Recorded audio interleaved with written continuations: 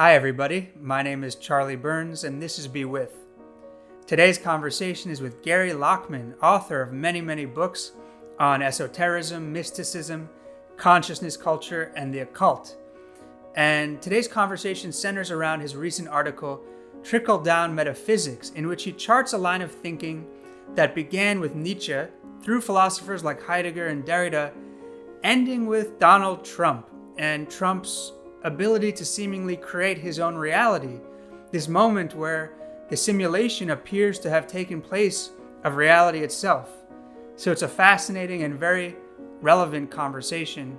I also found it to be a very effervescent conversation, bouncing from idea to thinker to place and time. So I was very engaged speaking with Gary, and I hope you will be too. Without further ado, here's Gary Lachman. Gary Lachman, thank you so much for speaking with me. Oh, well, thanks for having me on.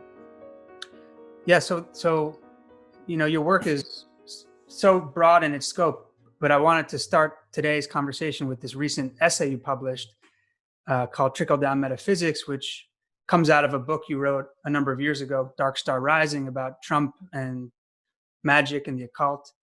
But this particular essay is a really kind of clear distillation of how you perceive a sort of thread of thought from Nietzsche to Trump. So could you start us off by just giving us an overview?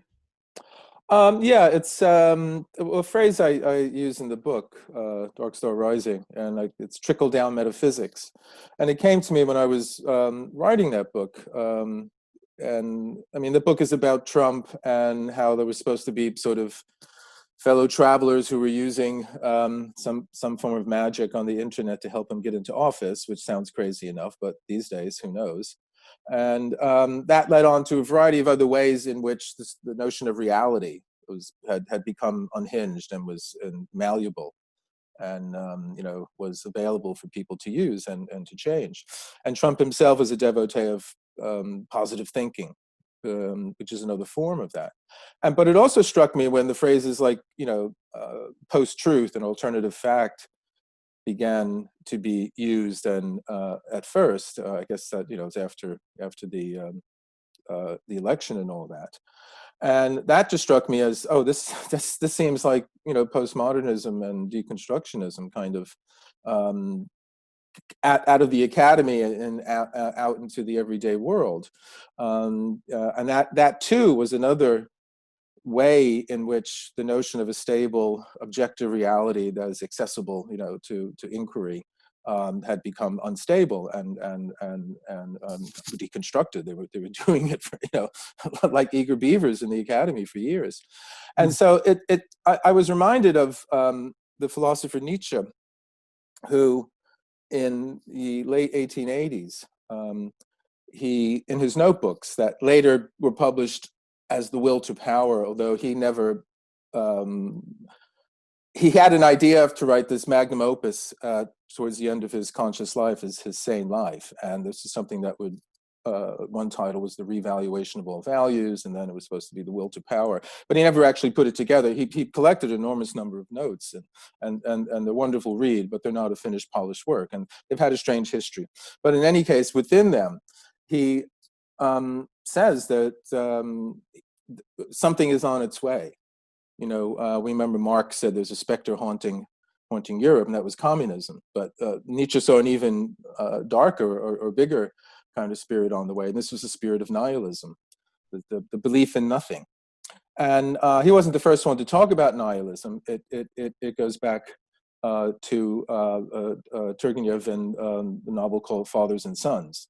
And this is in Russian history in the 19th century. And I had recently finished a book, in fact, about Russia. Funnily enough, I have a copy here. It's called The Return of Holy Russia. Available and I talk on Amazon, I assume. Yep, everywhere. And it's the novel is about this generational conflict between sort of earlier romantic idealists of the earlier 19th century and these new scientific, well, they were called the new men, this scientific breed who were early positivists, and the only thing that was real for them were scientific facts and measurement and quantitative numbers and so on like that. And they were the first nihilists. I mean, but Nietzsche saw that spirit actually spreading out, not just being localized in sort of Russian cultural or political history. This There's is a whole spirit. nothing. Is this what? Well, the idea, he said, like the two, and for him, Nietzsche was this an enormous historical irony that this was happening because it was propelled by the very search for truth, the very search for reality had arrived at the truth, paradoxically, that there is no truth with the big capital T. There is no reality with the big R that's accessible to everyone. It's reality is relative. It's truth's relative. I mean, Nietzsche doesn't use the words relative. He used the words perspectival. So truths are from a certain perspective. And this he felt that this nihilism, basically the death of God. He announces this in his book, The Gay Science. And I mean, God had already been dead. Hegel had talked about the death of God, and Dostoevsky in that. But Nietzsche sort of, really says it very succinctly. And this was the notion that the belief in some kind of ideal world or a transcendent world of an ideal reality, of which this realm is a shadow, which is Platonism, and it's also Christianity. The ability to believe in that has completely dissolved and dissipated. And then this was the age of nihilism that was coming on. And he said in another book, The Antichrist, he says, I don't write for today or even for tomorrow. I write for the day after tomorrow. So the enormity of what had taken place was so huge that the people of his time couldn't recognize it. And not even the next generation. And I tend to think, well, I wonder if we are that generation that he was thinking of seeing this was going to happen to, because it struck me that, I mean, it starts out with Nietzsche on his lonely mountaintop, and he sees this nihilism coming. Then this message is picked up by the German philosopher Martin Heidegger, who, along with Wittgenstein, is probably the most influential philosopher of the 20th century. And he takes the idea that Nietzsche's will to power, this collection of notes, was his attempt to write this last great metaphysical work, and it ends Western metaphysics. And he too saw this nihilism, but the way to overcome it was to go back to the roots of Greek philosophy. And this is the pre-Socratics, before Socrates, before rationalism or reason, or the whole notion of trying to arrive at a rational kind of account of the way the world is, which for Heidegger eventually turned into sort of technology and the kind of scientism that we see today, applying science to all sides of human life, absolutely everything. Nothing can escape the idea that it fundamentally and inevitably can be explained in terms of scientific, criteria and so on and so on. Go ahead. Sorry, I'm going on, but go ahead. No, it's Sorry. great. I just want to locate us here briefly. Yeah. What you're charting is what you perceive to be some progression from Nietzsche speaking about nihilism. Yeah. Where we are today in this strange. Yeah. In the end, through a couple more stages, descent, stages of descent from the mountaintop to the lowlands, because now we get it in our Twitter feeds and TV sets or phones or whatever it is that we tune into this kind of current. How would you define the end point, where we are now, the spoiler of this story? Well, I mean, we look around you, see where we are. We live in a world of post-truth and alternative fact, and I mean, we live in a world today that I believe where everything is sort of probable, but nothing's definite. You know what I mean? Somehow everything could. Well, maybe. I mean, are lizard people behind 5G and wanting to create the vaccine? And well, now that you think, you know what I mean? Nothing is definite. So they're so plausible. That's the word. It's not probable. I mean, everything is plausible. I mean, almost the wildest, craziest sorts of, conspiracy theories have a sheen of plausibility about them these days. So, I mean, that's only one aspect of it. But how we got to this was like, it was up on the mountaintop with Nietzsche. He's the only one who sees it around him. He goes out of his mind. I don't know, 40 something years, 50 years later after his death, Heidegger is talking about this, and it becomes this major philosophical effort, and then all the students he had later go on and teach other universities, and then by the 60s and 70s, it's picked up by deconstructionists and the postmodernists like Jacques Derrida and Baudrillard and these people, and they're gleefully, happily. I mean, it was a kind of solemn affair when Heidegger was doing. I mean, Nietzsche, it's like, watch out, this is on its way. It's very dangerous and scary. Heidegger took it on as this solemn, weighty thing that he, as this grand philosopher, had to face and confront. And then by the time it gets to these guys in the 60s and 70s, they're really happy about it. And because suddenly they can play around with this whole history of Western, metaphysics. And it's also a time when the whole notion of the Western canon, the political correctness is coming up. So it was just anything about the dead white European male canon. I mean, that when I was in university, I used to tell people that's what I was doing. I was doing Dwemm studies, but they didn't get the joke. But it was, I mean, you could take a pot shot at Western culture. So all these things were operating in the academy to take apart this notion of some kind of, logocentric reality. But by the time we get to our age, this is, as I said, this is with Trump. Trump, he's never heard of any of this sort of thing, but he acts in that world. I mean, he creates reality around himself. That's what he's done. I mean, all you have to do is watch his tweets, listen to his tweets, and it's a completely other reality than the one everyone else around him, outside of his circle, knows about, that we know about. But this goes back throughout his whole career in reality TV. I mean, he was primed for that. So it's kind of like the message is there's no reality. The medium carrying the message is able to facilitate that because, the what do you want to say it? The sort of boundary between what's on television and what's for real has become perforated. It's permeable, and the most popular thing on television these days is bizarrely reality TV, and there's even reality TV shows about people who watch reality TV. My joke about Trump, my ontological joke about Trump, is that he started out on reality TV, but we had shoved so much reality into the television that something had to pop out.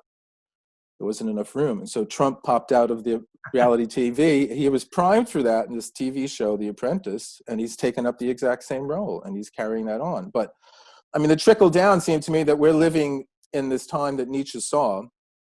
It was on his way. And there's other concerns that he had about this. If you know his book, Thus Spake Zarathustra, which is the one most people know. And in a way, it's his most well-known book, but it's the least kind of indicative of him because he doesn't write in this kind of pastiche biblical style all the time. But in that book, he talks about the last men. And these are sort of the last generation that will inhabit this nihilistic kind of landscape. And they're the complete opposite of the Ubermensch, who's this kind of, triumphant hero who's able to overcome the nihilism through, living creatively and so on. But the last men, they don't want to be bothered with that. Oh no, just they're happy. The last men are happy. They're just interested in entertaining themselves. And you got to look around us and see what do we have. It's wall-to-wall entertainment, floor to ceiling, 24/7. So I mean, it's just seemed many ways. And again, I'm not making a hard argument for this, and people have said this before. But that notion of this kind of rarefied, metaphysical insight about this oncoming wave or flood of nihilism that wasn't going to reach the lowlands yet, but me up in the peak, I can see it, and then it's gradually over time, it's reached us, and it just struck me that okay, well, if that's the case, I didn't really say okay, this is how we got here. What do we do now? I guess I've been trying to come up with some answer to that sort of question in the the 20-something books I've written. Okay, I have a lot of questions from what you just said. So first of all, did this come to you sort of as an epiphany where you just noticed this arc, or was it something you'd been charting over time? Well, I mean, I've been reading this stuff, for a long time, but it just it's, as I said, when I first heard about post-truth and alternative fact, I mean, I guess it was about the size of the the crowd out for, Trump's inauguration, and it's like his photos and, Right. NBC's photos. It's sort of like, well, was it Kelly Conway? Was she the one who first said it? Or at least maybe she's the one I Kellyanne first Conway. heard this notion about alternative fact. And I thought, yeah, alternative facts, here we are. And it's sort of like, that to me was a kind of, grassroots sort of postmodernism. Mm-hmm. You know what I mean? And I know postmodernism is lots of different things and all that, but one of the basic ideas is that reality, you can play around with it. That the whole idea is you can take these things apart. I remember, again, this is ages ago, but when I was in university, briefly, when I was, I actually thought I was going to go on to teach philosophy, but I knew fairly early on that I wouldn't get a job anywhere or anything like that. But it was all about how do we take apart these classic texts? This is the Republic. Oh, let's pull that thread, and we can show that Plato didn't realize that he was saying the exact opposite of what he thought he was saying there. And it's fun, but then after a while it becomes, well, once you've unraveled all the classics, what's left? Mm-hmm. I mean, that's what I always felt like. That's fun to do, but who's creating work for the next generation of deconstructionists? Who's making the classics that they're going to take apart? That didn't seem to be on the agenda. So I've been aware of it, but it just, when I saw that happening, when I was writing the book, it said, oh, this is postmodern. This is Nietzsche. This is what Nietzsche said was coming. So it just kind of hit me then, Mm-hmm. and it stayed in the back of my mind. And I've used it in the book, and I've in interviews or in talks, I've mentioned it. But then I thought, it just struck me, oh, okay, how do I see it actually happen? But what are the rivulets and gullies, down which, this fluid, nihilism has reached us? And it just struck me, Yeah, and it's a brilliant 20 or 30 page essay. If anyone's listening, I highly recommend it, because it's so lucid and concise the way you chart this. I'm wondering. Well, go ahead. No, I was going to say, I'm trying to make it clear to myself, so that's any lucidity it's out of necessity for me to understand what I'm trying to think. Right. So do you see any value, or do you assess any value to this kind of postmodern condition of reality as malleable?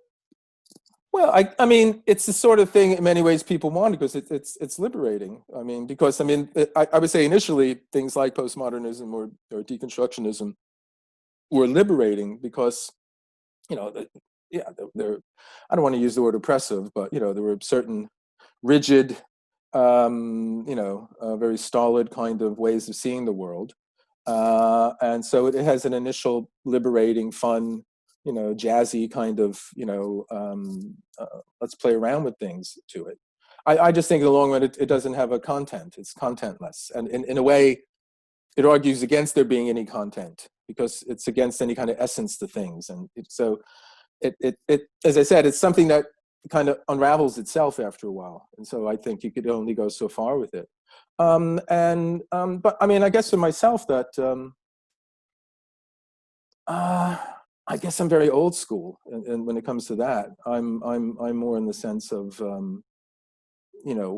what can we learn, from all, I mean, at the same time, this notion of the Western canon, a lot of people that I have read that and meant a lot to me that aren't in the Western canon. And there's a lot in the Western canon that I read myself, and it's like, I'm not that impressed by. So I can understand, the desire to kind of play around, or upset the apple cart of the kind of traditional kind of thing. But as I said, I think after a while the sort of playful deconstructing sort of thing runs out of steam, because it doesn't have any content in itself. But what's interesting is that you are conflating, and I suppose this is valid, but it's also surprising. You're conflating the deconstruction of texts, of literary texts, of works, with the deconstruction of our shared reality and our political sphere and our social sphere. Well, there's nothing but the text. There isn't any reality. That's one of the main arguments. I mean, it sounds groovy and cool, but if you ask me why that's the case, I don't know. But I remember at the time, this is Barth and all these people saying, yeah, there's nothing, everything is a text and all that. So, I mean, there aren't any boundaries. That's one of the things too. No, I have to say that, I mean, again, I'm when I say this old school, I mean, I came out of rock and roll and counterculture and all that kind of thing. But when I went back to university, when I was doing, this brief kind of grad school thing, I mean, I just all these classes in popular culture and stuff like that. I had to say, like, this is very strange. It just struck me very strange. You're studying this. I mean, back in my day, we made it. We made popular culture. We didn't study it, and it just seemed to me this, all these sort of boundaries are dissolving in highbrow and lowbrow, and high culture and low culture. And I mean, and again, the whole notion of there being any kind of high culture, the great books, was just something to throw, rocks at. Mm-hmm. And I guess in one sense, I mean, I came from a blue collar background, and I sort of really did have to work to find these kinds of things. So how should I say it? I guess in my own life, I had to really struggle to have access to, the great books, whoever it was, for me, Nietzsche or Dostoevsky or, whoever I was reading. And to sort of set them up now as, someone to say, well, let's take them apart because they don't meet our contemporary standards, which are, they're not relevant to how we see things now. Well, I mean, relevance is something that's, it's completely temporal and impermanent and changes, and relevant to who, to whom, when, where, and for what. So I remember I'm sorry I'm going on about this, but I mean, when I was in university, I went back to get my undergrad, then went back again. But when I was getting my undergrad in philosophy, there was a book called The Closing of the American Mind by Alan Bloom, and I mentioned it in the essay. And I remember teachers saying to me, "Oh, don't let anybody see you reading that." And it was this is like a bad book to read because it was questioning what now is just the state of things in universities, the whole very leftist, progressive, political emphasis and leaning. Bloom was kind of the first one to talk about it on a wide scale. I did. I mean, and then when I went again, this whole what he was talking about in the 80s had become a reality out there. So I was a complete fish out of water in that world. So let me ask you about, speaking of relevance, we're in the middle of this presidential election season. You shared this essay a few months before. Is it fair to assume that in this space of reality as malleable, the loudest, brashest, most alpha and aggressive force will end up seizing that reality? Have you watched your television lately? I mean, I mean, I think once it's sort of, how should we say it? It's kind of, I mean, people have been doing it all along in different ways. There's always been dictators and and tyrants or whatever, or people seizing power, but it seems rather blatant now, and it seems the opposition to that has, in some ways, sort of exhausted kind of its appeal to many people in some ways. And I think it also has, I mean, it can be as authoritarian too, sort of the far left, progressive kind of sensibility can be as authoritarian as the far right. And I think that's the trouble these days. To me, the opposites, the extremes are meeting so their stated aims are different, but they're kind of the phenomenology of them, in the sense how they appear and operate, seem to be not that far different. Yeah. Yeah. Where was I going with that? I forgot. Sorry. Well, it's interesting. I trained to be a hypnotherapist, and I was studying studying this stuff, and I came across a book called Steve Jobs' Reality Distortion Field. Right. And there's a whole small, narrow field of study about reality distortion fields and figures that can somehow have this effect on those around them. Right. And right. Oh, I see what you're saying. Yeah. Well, no. Yeah. I know. I think you're right. I think someone like Trump, he was always like this, but now kind of like the world that he's in suddenly is supporting that. Hmm. It's supporting the activities that maybe at an earlier time would have had more resistance. Because I mean, the thing is, you can't say he's telling lies. Everyone knows he is, and so it doesn't matter. I mean, that from day one he kind of, quashed that, and in a way you can't really satirize him because he's a caricature himself. I mean, he reminds me in some ways of, there was a Viennese satirist in the early 20th century, a fellow named Karl Kraus, and when Hitler was coming to power, everyone was sort of waiting for him to sort of, say something about it. But he said, I don't remember the exact German, but he said something about Hitler. I can find nothing to say, Hmm. because he was so extreme and already just crossed the borders of all kind of sort of expected behavior, that there was nothing sort of to exaggerate about him. And I think in a way Trump is in the same kind of boat, and he decides what's real. He decides, because everything he says, I'm immune from COVID now. It's like, it's sort of, well, maybe he is. I don't know. He's got good genes. I know that he was. He sang the praises of his genes. Mm-hmm. And I don't mean his Levi's. No. Many times. So yeah.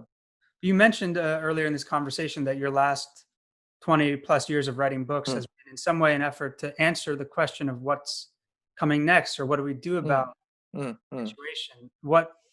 Since you're such a master synthesizer and distiller, what can you share about what you've discovered?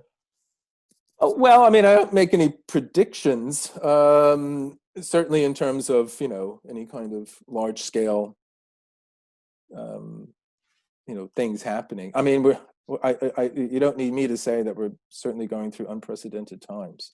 Mm-hmm. But I guess I've more and more come to see it in terms of,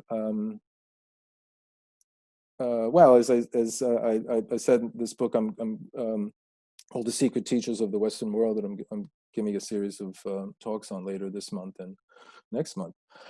Fundamentally, I do see it in some way as bringing together, unifying these polar opposites that we have within ourselves, within our own mind, within our own brain. The two cerebral hemispheres.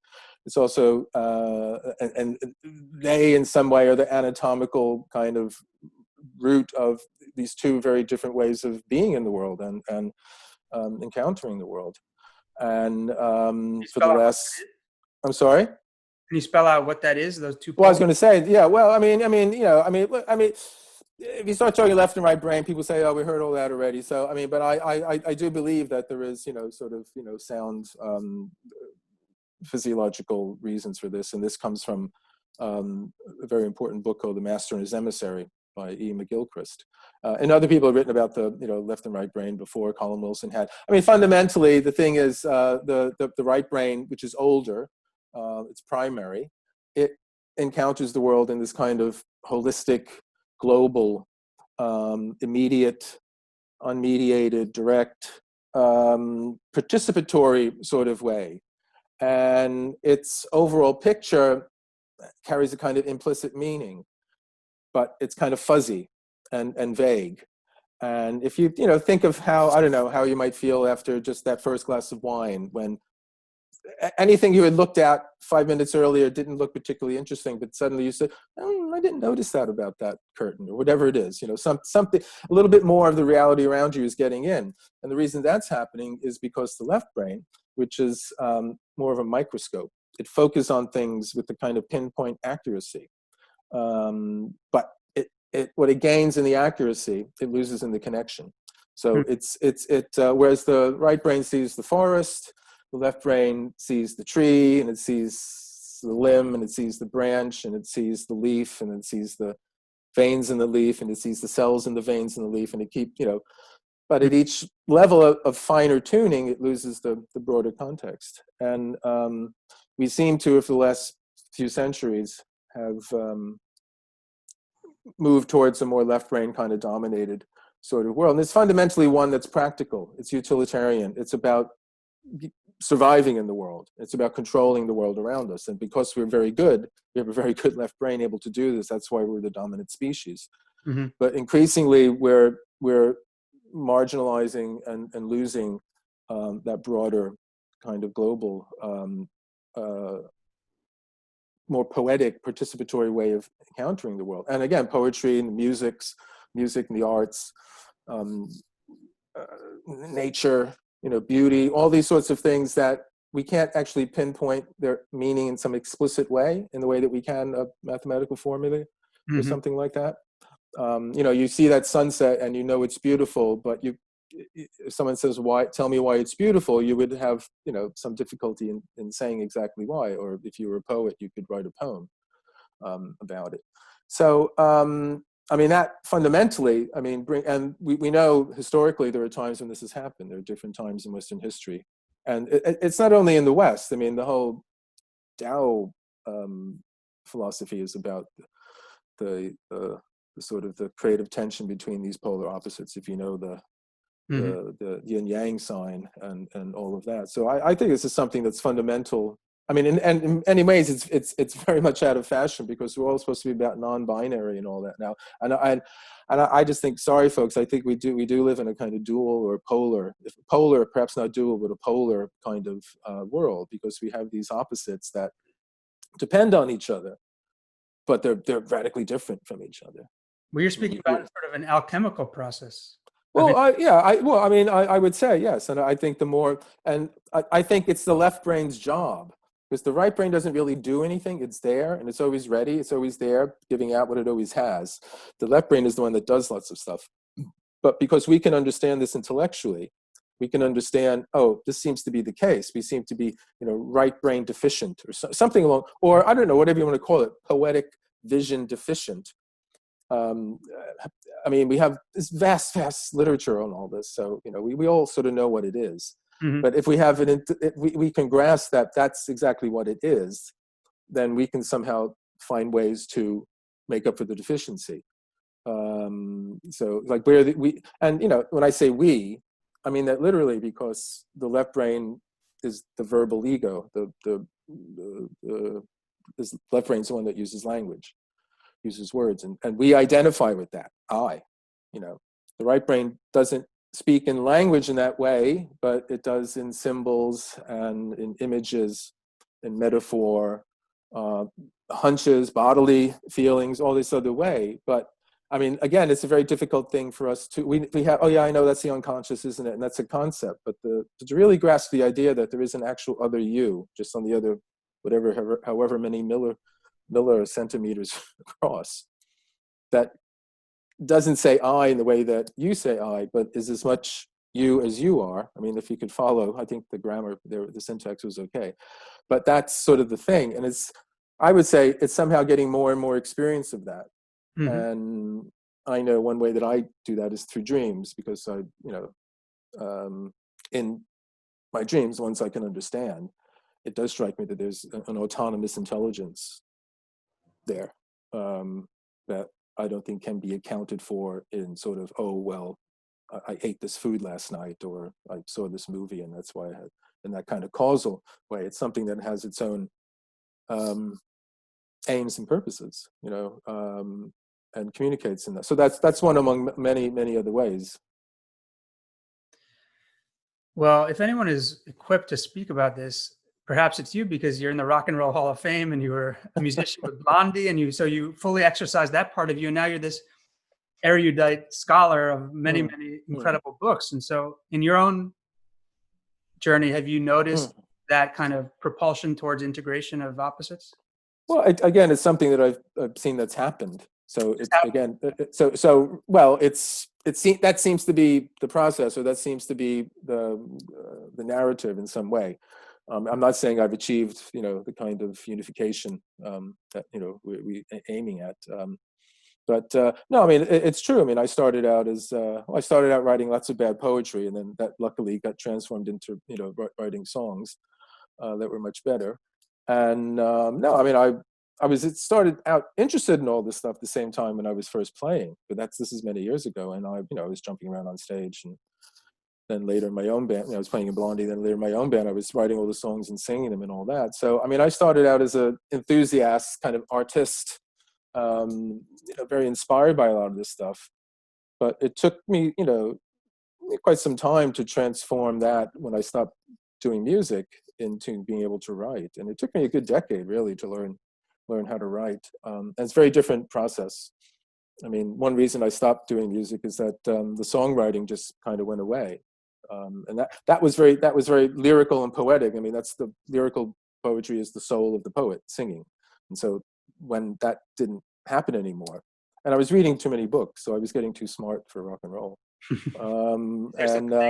Then it just took time to transform into, okay, this is where it's going. And then I was going to I thought I was having an academic career too, but then I'm glad I didn't do that. So I mean, it wasn't until I was 40 that I started doing this full time. So, but speaking of this idea of reality as malleable, mm-hmm. it does seem as if you've had a kind of charmed life in a way, from what not entirely, but there have been aspects of your life, correct me if I'm wrong, mm-hmm. where you or your friend responded to a Village Voice article and ended up in Blondie, or you just happened to live above a guy who was a master of the occult or interested in the occult. You've been kind of pulled forward by these synchronicities. Well, they say, there's fate or your destiny. I mean, I've been, my song, when I was in Blondie, that was about telepathy and shared dreams with my girlfriend at the time. I asked, was it destiny? So, I mean, there's something like that. I mean, this is one of the things as you get older, and practically everybody I've read and read about and read biographies of, or their autobiographies, they all tend to say at a certain age, they're able to look back over their life and they can see where things at the time that seemed haphazard and random seem to fit into a pattern. And I would say that's one of the things that you can try to look at in your life, and you can see perhaps a kind of direction. I mean, I have absolutely nothing to complain about because I wound up doing pretty much everything I wanted to do. I mean, when I was a kid, I wanted to be in a rock band, and I was, and there I was, and I was the last person possible among all the people where I was growing up. I was the last person they would have ever been in a band, at all, and they've been in the Rock and Roll Hall of Fame. Oh, forget it. What planet are you on? Because I couldn't really play, but I wound up being in the right place at the right time. The drummer who answered the ad in Village Voice, I knew him from my high school, and he was in lots of bands. But at that time, you didn't need it worked against you if you were a great musician. They just wanted somebody who could kind of almost maybe play and figure it out as we went along. And so I was there, and I was really thin, and I wore dark glasses all the time. And I was starving, I was living in the East Village. This is 1975, 74, 75. So I was, and I learned how to bang out a few chords on the piano and a few chords on guitar. And I started writing songs. And so it just went from there. And then when I said, when then that kind of urge to sing my songs kind of left, I just dropped out. Right. So you mentioned as a kid you wanted to be making rock and roll, and then you're now in the Rock and Roll Hall of Fame. Is there some place where we can locate that as in the same domain as this new thought idea of creating reality? And well, I mean, I would say yes in one sense. I mean, and you say this, we create reality, and suddenly it's it's secret and all that sort of thing. But I think overall, again, I think we do. But there's a difference between sort of every day doing these affirmations and focusing on a particular reality that you want to affect, which is what a lot of the new thought is. And likewise, chaos magic, which I have nothing against. I have nothing against either of them.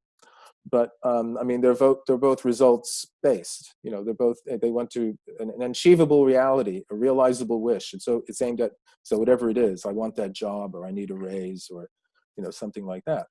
And I guess it's there's long range kind of vision too. Not to say that people who practice these other forms can't do that too, but there's a long range kind of thing which takes perseverance and stick to itness, and you add it and you have to put up with lots of stuff, and then you one day with luck and a lot of effort you can see, oh, I've actually arrived at this. And I mean, but again, I wanted to be a writer, and I am. knock on wood, insofar as I am. I wanted to live in England or London. Mm. I do. So I can't complain about anything. And, let's go on. Let's take it from here. Well, I think what's really interesting, I know you're interested in synchronicity, Mm, and you mentioned you were doing some work on that lately. But I just want to ask if you mm, see the domain from which synchronicity emerges as somehow connected to the same domain from which this kind of postmodern mm, nihilism mm, mm. relation emerges. Um, well, I would say the synchronicity is kind of the opposite of nihilism. There is some. I mean, I would say the nihilism is that there's no connection between the human world and the universe. The universe is completely mute Mm, and oblivious to us. And we have this illusion when we're sort of young that there's us and the universe, and we're both moving in the same direction. And we start to tail off, and we die, and it keeps going on. It's got nothing to do with us. And this is the nihilistic, and it's the scientific vision as well. I mean, the scientific vision is nihilist in the sense that it denies the reality of any sense of value. mm, It's value free in its ideal sense. Values are something that's subjective. I look at a sunset, I say it's beautiful, and a scientist says, yes, you may feel it's beautiful, but it's really, the refraction of the light and the frequency of the electromagnetic wavelengths and so on and so on. And but I mean, that's the existential moment. But what about my human feelings and values? That they're illusions. Yes, I'm sorry, but this is the tough truth we have to face. And that's what Freud said. That's so many other of our greats have said to us. So the mainstream kind of vision is, it might not call itself nihilist. I mean, the true nihilist just takes it and says, okay, if that's the case, then all you guys are really afraid to take it to the max. If that really is the case, then ergo this is true, and I'm going to operate. I mean, Dostoevsky has lots of characters that or he saw that, if nothing is true, then everything is permitted. So what does that mean? So he examined that. So, but I would say synchronicity shows us, and I believe it's as real and as true as you are, or this computer I'm looking at, or the table that the computer's on, and so on, that there's some strange connection between our inner world and the outer world. And at different points in our life, we have these experiences where it seems like some intelligence is aware of what we're thinking, what we're doing, what we intend to do, and it's showing us out in the outer world that it knows that, and it's either telling us it's a good idea or it's not, mm. or just kind of hey, we're still here, we're still. And I mean, that sounds strange, but that's the conclusion I come to. And I know there's lots of attempts to try and understand. I mean, synchronicity, meaningful coincidence. You have some idea in your head, and bang, it's out there in the world at the same time. And it's so undeniably meaningful that you can't just shake your head and shrug it off. Mm. And I mean, so if that happens, I mean, what kind of world do we live in? And I was going to say, there's lots of attempts to try to account for this in terms of elementary particles and quantum physics and all that. And it might be the case, but those explanations to me, they don't account for the strange frisson, the strange woo. Because it should, if it really does it, it should make you feel like, okay, wow, how could that happen? And so yes, I've just over the earlier in the year, the first sort of months of the lockdown here in London, I wrote a short book about it, about synchronicities and precognitive dreams, because I've been recording my dreams for the last 40 years, and in many dream journals I have quite a few accounts of precognitive dreams in which that day or the next day or fairly soon after, something that I had dreamed turned up. It's not that I wake up and I know something's going to happen. It's not a premonition in that way. It's just that if you copy down your dreams, if you get into the habit of writing your dreams down, and you pay attention to what happens to you during the day, you often find little things that somehow you dreamt them in advance. And I got that from reading a book called An Experiment with Time that was written in the 1920s by a fellow named J.W. Dunn. He Hmm. was an aeronautics engineer, but he just discovered by accident that his dreams were picking up bits of the future. Well, that brings us back to someone we both admire, Gene Gebser, and what you mentioned about time freedom. Hmm. Uh, do you think Gebser's work sort of has anything useful to say about this ability to have prophetic dreams? Well, he talks about it in his book Ever Present Origin. But I would say Gebser is someone who actually does provide a kind of philosophical outlook that could be a counter to the nihilism and the sort of the postmodern and deconstructive kind of disintegration, because he accounts for it. I mean, the synchronicities Gebser would relate to what he calls the magical structure of consciousness. And simple breakdown of Gebser, who, this is, he's very difficult, so simple, is not the best way to try to approach him. But he has this notion of, he doesn't use the word evolution of consciousness, but he talks about mutations of consciousness, and culturally, historically. He talks about different structures. And there's something called origin, which is ever present. It's always there, but it's also the source of all things, and it's the goal. So at the same time, and time itself, as we understand it, is a product of a particular structure of consciousness, what he calls the mental rational one, which we are, from his point of view, we're experiencing the breakdown of it. Deficient.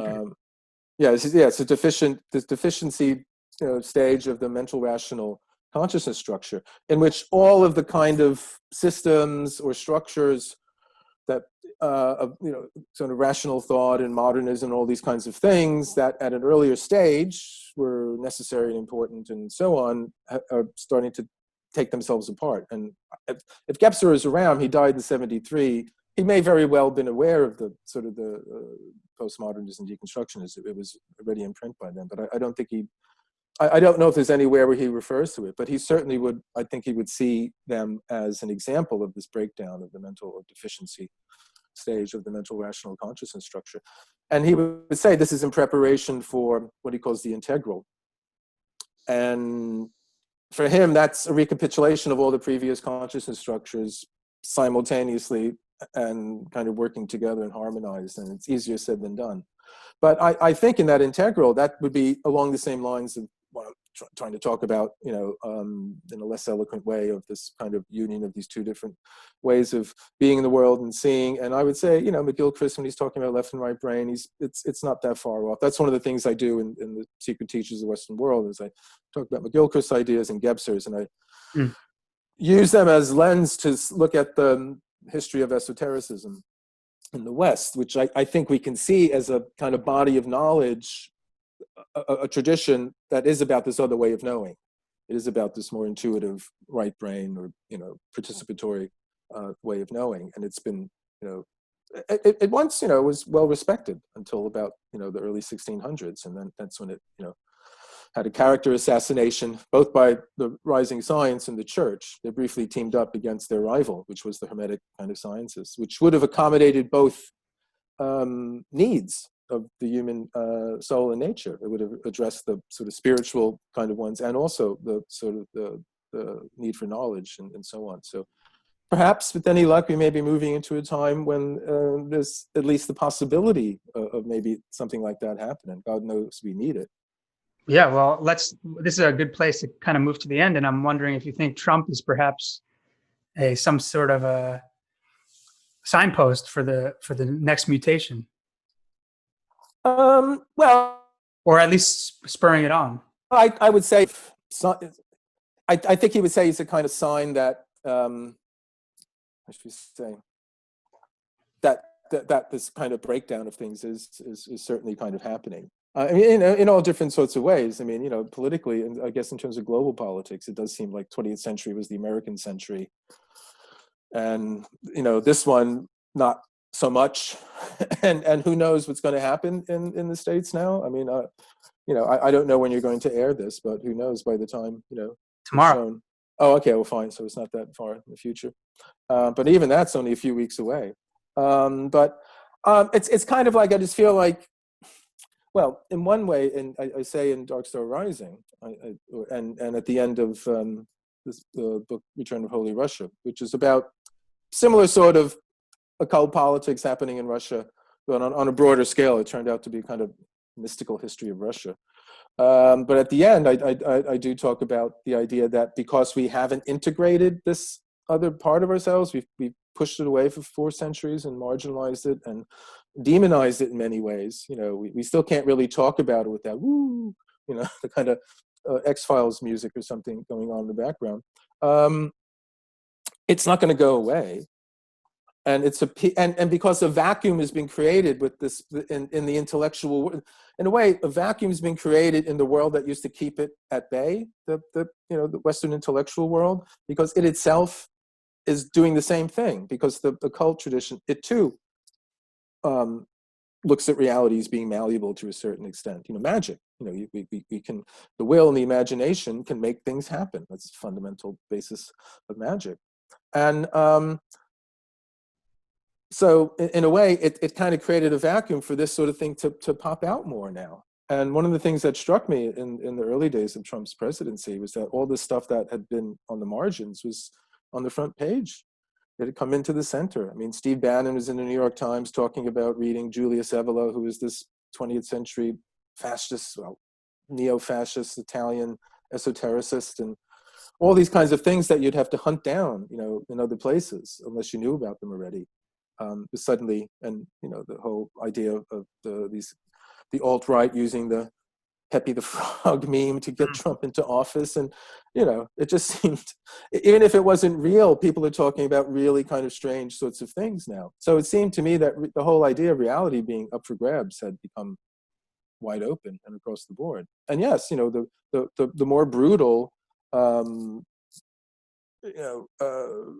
obsessed and fundamentally focused on what they want individuals will be the ones that can make the most out of it now. Well, I think that's a pretty interesting place to wrap up. Do you have unless we get to work and prevent them, so we have to do that. Okay, but each in our own way. We have to. If you can't get it out of this conversation, then find it somewhere else. But do the good that you know. This is what Swedenborg says. You don't have to go hunting for it; it's right in front of you. So if we all do that, see, what I believe in, as I call them, the creative minority, and I take this notion of non-locality or quantum entanglement, and the 2 particles that go like that, and they both know what they're doing. Even though there's no connection between them. Or even in the brain, the neurons that fire at the same time, even though they're not next to each other, but they're all involved in, certain operations of the brain. So I think globally, there's people all over the place that aren't necessarily immediately connected to each other. They don't all go and occupy Wall Street or something, or go to protests. They might, but fundamentally, they're pursuing in their own way. They may be firing as the neurons are in a planetary way, but they don't necessarily know that's what they're doing. And again, you said this whole idea of looking back over your life and seeing some pattern that maybe you didn't notice while you were in it. So that could be the case here too. So it may just be what we have to do now is not to despair, even though it seems like there's perfectly good reason to. Well, from my point of view, there's nothing as hopeful and helpful as the kind of work you're doing, writing these books and having these conversations is really a major contribution. So I'm very grateful for you. Well, thank you so much. Nice talking to you. You as well.